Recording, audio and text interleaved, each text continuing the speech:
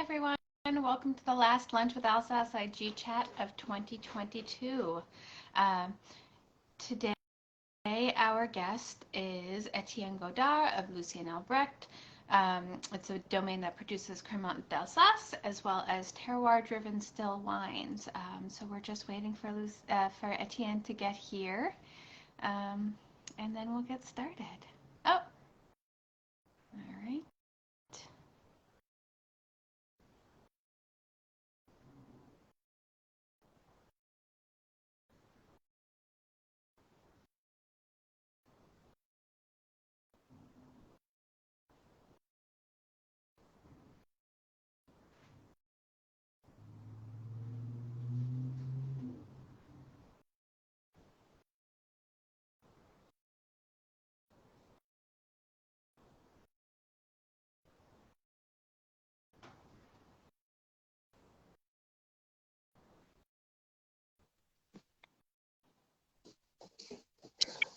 Hello.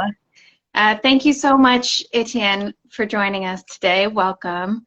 I'm going to take a second to say who I am, and then I'll turn it over to you. So I am Layla Schlack. I am the editorial director of Whetstone Media, as well as a writer-at-large for Wine Enthusiast magazine, where I review wines of Alsace, which is how I came to know Etienne over the summer. And Etienne, why don't you let people know a little bit about who you are and what you do? Thank you very much, Leila. I'm Etienne, so I'm the export director for Lucien Albrecht. I've been passionate about wine for many years. Indeed, when I was a young child, I used to live in south of France, and my parents used to bring me to Châteauneuf-du-Pape cellars on weekends to do some tastings. I was not tasting wines at that time, but that's when it all started for me. And I've been in the wine industry for 20 years, working in south of France wines, in Champagne, and I've been with Lucien Albrecht for the past 6 years now. Great, thank you so much. And can you tell me a little bit about the winemaking philosophy at Lucien Albrecht? Yes, of course, Leila. So Lucien Albrecht has a very old history. The winery has been created in 1698, which is more than 320 years ago. Before America became independent, so that's a long time ago. And the important thing about Lucien Albrecht is that our winery is based in south of Alsace in Orschwihr, which is a very small village, only 1,000 inhabitants, but very famous for wine. And the important things about Orschwihr, it's terroir, and it's very famous for a small hill called Bollenberg Hill, which is a hill where we have our vineyards. And this name comes from Belen, who was the god of fire, and Berg means hill in Alsatian, so it's the hill of the god of fire. And there is an interesting legend about the Bollenberg, because it has a microclimate with a unique flora. And in the Middle Age, many healers used to come there and to collect medicine plants. And that's why it's been nicknamed the Witch's Hill. So that's something, a big legend about the Bollenberg. And there is a small chapel in the hill, in the vineyard, which is called the Witch's Chapel. I don't think I got to visit the Witch's Chapel while I was there. That's interesting. And so one of the things that Lucien Albrecht is known for, and that we're going to be talking about and tasting today, is Cremant. And I know that the winery was kind of instrumental in Cremant getting its designation. Can you tell me a little bit about its history with, for those who don't know, Cremant is sparkling wine made in the traditional method, and Cremant d'Alsace is one of my personal favorites. So can you talk a little bit about the history with Cremant? Of course, yes, there is also a lot of history about Cremant. It all came back at the end of the 19th century and early 20th century, when Alsace was German at that time. And many champagne houses, they came to Alsace in order to avoid taxes in the German market. So that's where it started, the bubbles history with Alsace. But what is interesting for us is in the 1970s, when a group of pioneer winemakers wanted to start some Cremant, the traditional method, which is exactly the same as champagne. And Lucien Albrecht was one of them. And the first trials were made by Lucien Albrecht in 1971. And the result was really outstanding. And that's why Lucien Albrecht and two other winemakers decided to create the Crémant d'Alsace AOP in 1976. And today, Crémant d'Alsace AOP is the second largest sparkling AOP in France, right after Champagne. So it's been a great success. Absolutely. And I know Alsace grows a lot of Pinot Noir, which of course is one of the key grapes in Champagne as well. Can you talk about what other grapes are being used to make Crémant? Of course, for Crémant, we have the Pinot families, which are the most common grapes for making Crémant. So as you said, Leila, there is Pinot Noir, of course, which is used to make rosé. But we have also the Pinot Blanc, the Pinot Gris, and we can also do some Crémant d'Alsace with Chardonnay, just like in Champagne also, and also with some Riesling. So we have big diversity of wines for the Crémant because many different varietals and many different styles for this exceptional sparkling wine. Great. Should we start tasting? Are you ready? Yes, we can start. All right. So we are going to start with this, which is the Brut Crémant. This is the white sparkling wine. We're also going to do a sparkling rosé, but we'll start with this one. So what can you tell me about this wine? Of course. So this is our Crémant Brut, which is one of our flagship.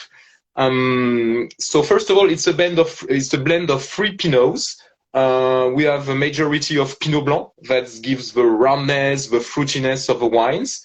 There is some Pinot Auxerrois. So Pinot Auxerrois is a cousin of a Pinot Blanc, but it's different.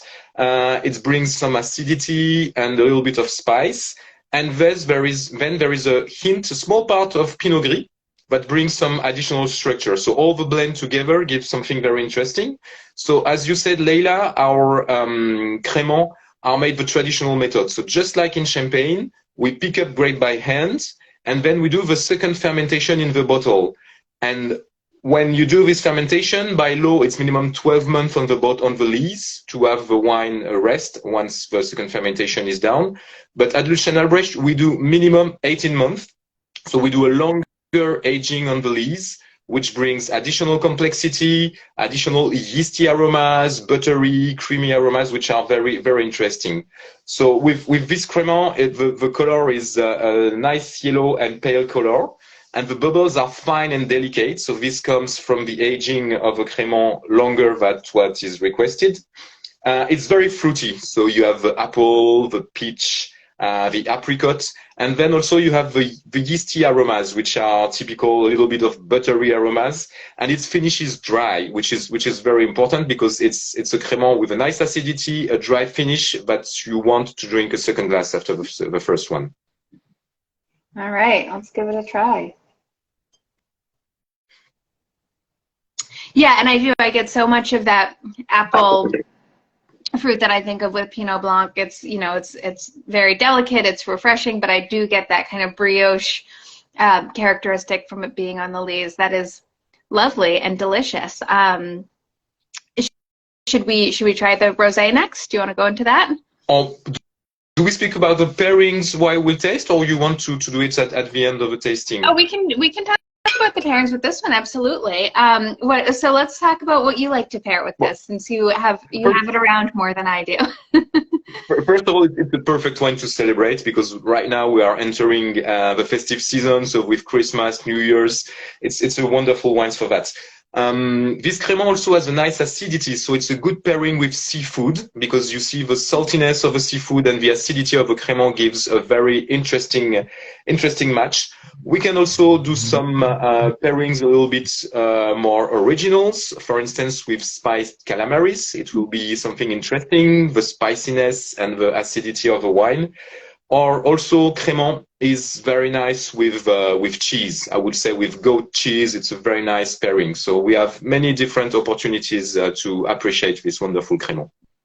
And I should say, the suggested retail for this in the US is $23. So if you are bringing a bottle to someone for a dinner party, for New Year's Eve, anything like that, it is an excellent value. They're going to be blown away. You don't have to break the bank.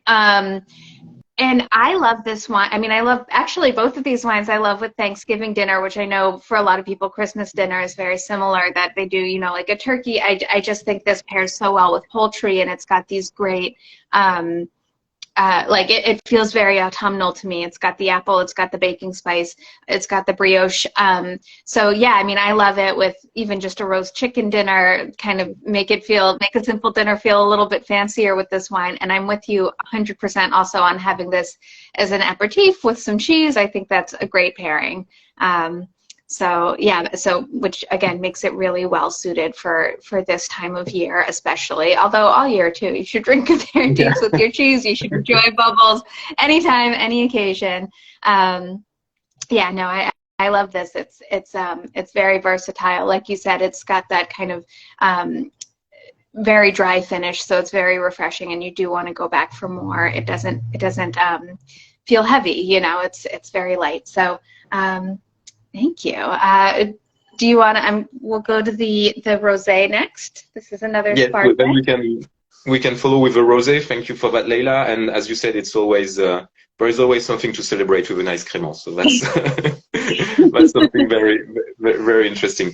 So for this crémant rosé, it's made 100% for Pinot Noir. So that's the rule for the Alsace crémant. And those Pinot Noir grapes come mostly from the Bollenberg, the hills we spoke about earlier on, which is very unique from our terroir because it's a very hot weather, which is nice for the Pinot Noir ripeness, but also with an acidity soil. So the limestone soils bring the acidity into this wine. So that's also something very important. So we pick up our grapes by hand once again. We do a short maceration on the skin to extract some colors and some fruits, not too long because or else we'll get the tannins, which is not something we want in our rosé crémant. And then there is 18 months on the lees, which is a minimum aging for Lucien Albrecht, so we do longer than what is requested. So what we can see with this crémant rosé, it's pink and salmon color, a very nice color. Again, very fine bubbles that comes from the aging. And the typicity of our crémant is the delicate red fruit aromas. You have strawberries, wild cherries, and once again, it's with a dry finish, with a crisp acidity, a creamy texture. So that gives a nice wine that you can have by itself for the aperitif or with many different dishes. We'll speak maybe later on. Yeah, no. Let's get into some dishes. What would you have with this wine? So we can have for aperitif, we can have it with some foie gras toast. It's a very good match. Or I tried it with goat cheese and fig on toast, which is again cheese and crémant are matching very well. Or with some tuna tartare, with some smoked salmon, or red fruit ricottas, for instance. Also, it's something nice to try. And something we don't think, obviously, but which is always very interesting to try, it's crémant rosé with dessert.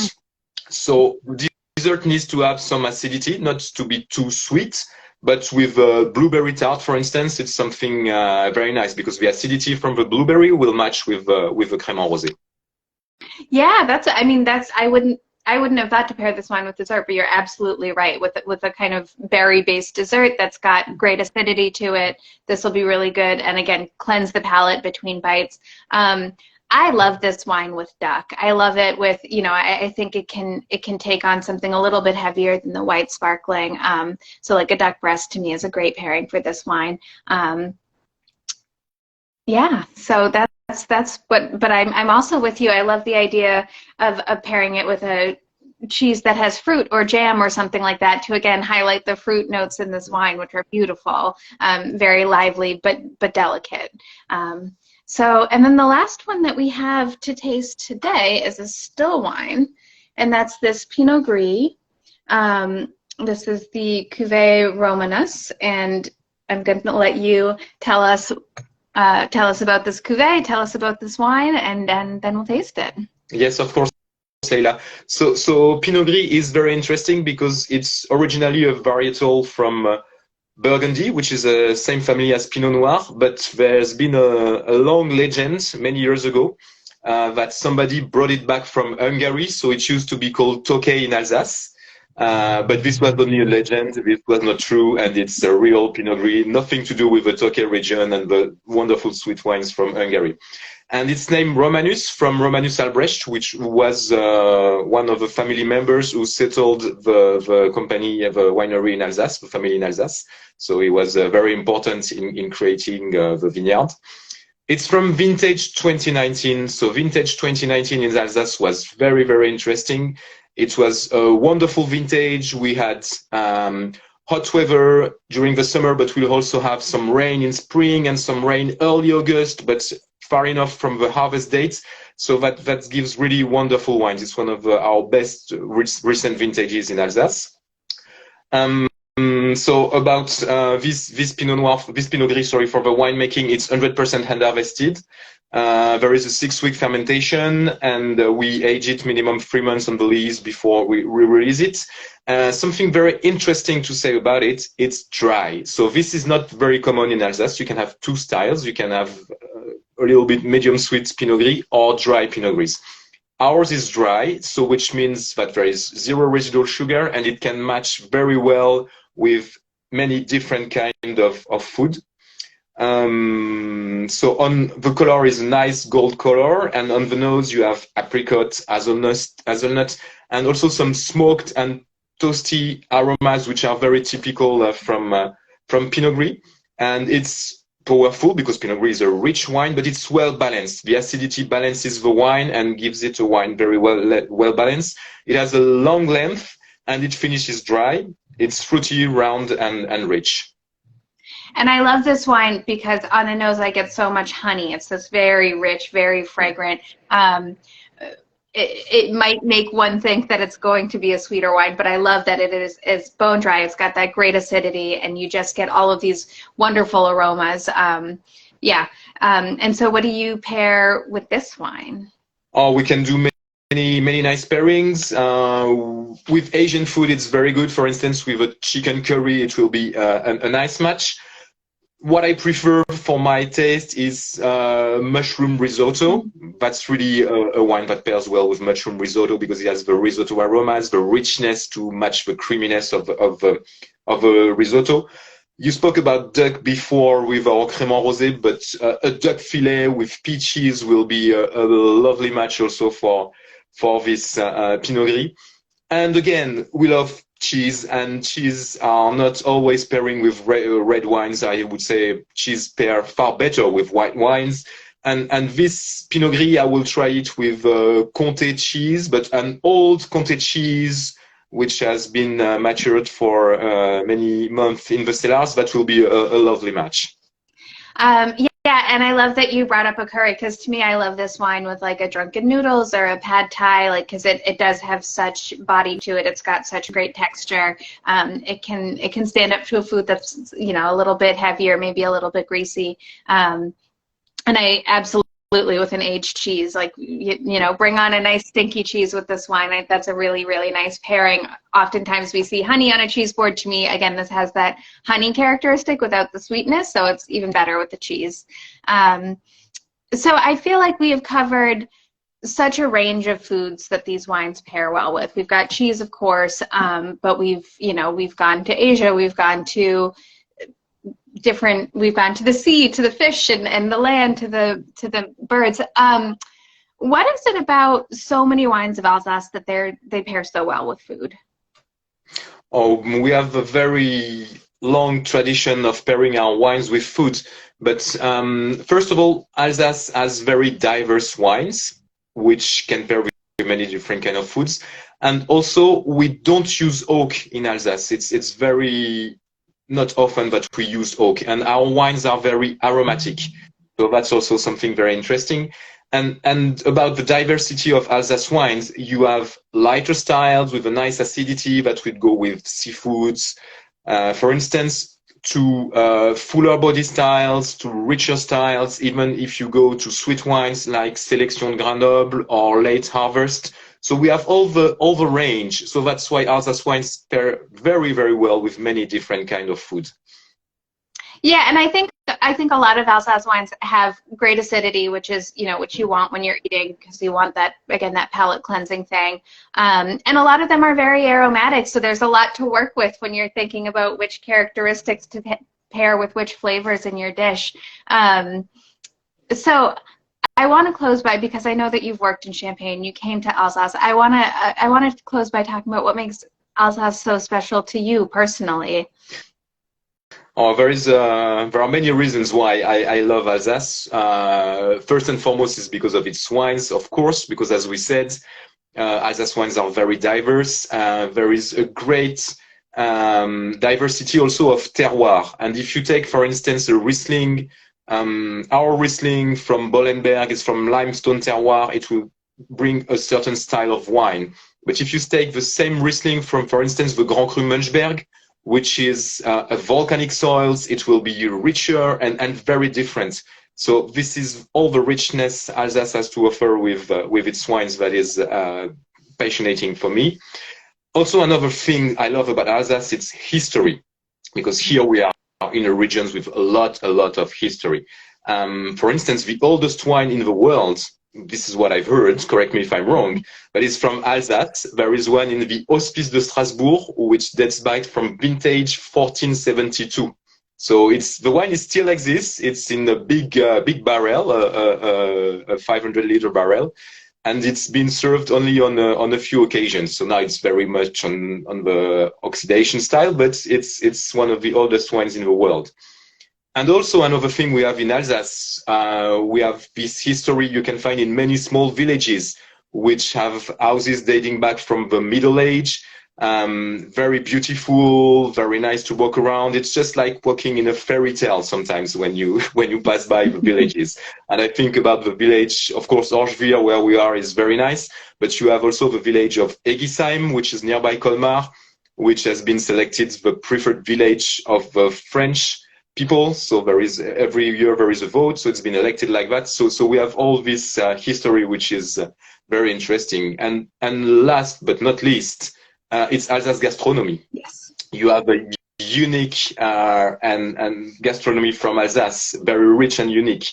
You have the tarte flambée, which are kind of Alsace pizza. You have the choucroute, the bake-off, the foie gras, asparagus also. And Alsace has one of the few wines that can match with asparagus with muscat wine, for instance. We have the cheese, the mustard cheese. We have Alsace pasta like the spätzle. There is the bretzel, the kugelhof, which is kind of Alsace brioche. Cordon bleu, vol au vent, the rhubarb tart with meringue. So many things. I know it's lunchtime now in the US, so it's really I'm very hungry.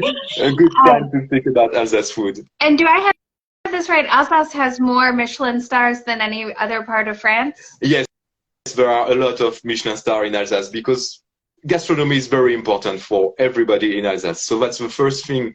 When I arrived here, that was the first thing that struck me, because everybody speaks about gastronomy, and you can start speaking with Alsatian people about food, but it can last for hours. So it's a passion for everybody, I would say.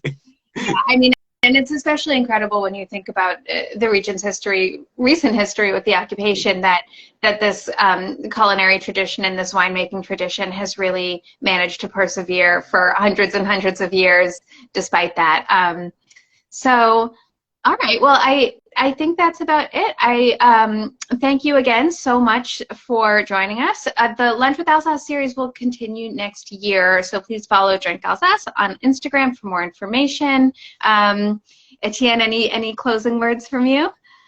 Yes, thank you, Leila. Thank you to Drink Alsace, and thank you to everybody who watched this short video. I hope it gives you some appetite for Alsace wine, to discover Lucien Albrecht wines, and to come and visit us to Alsace. You'll be very warmly welcome anytime you want to visit us.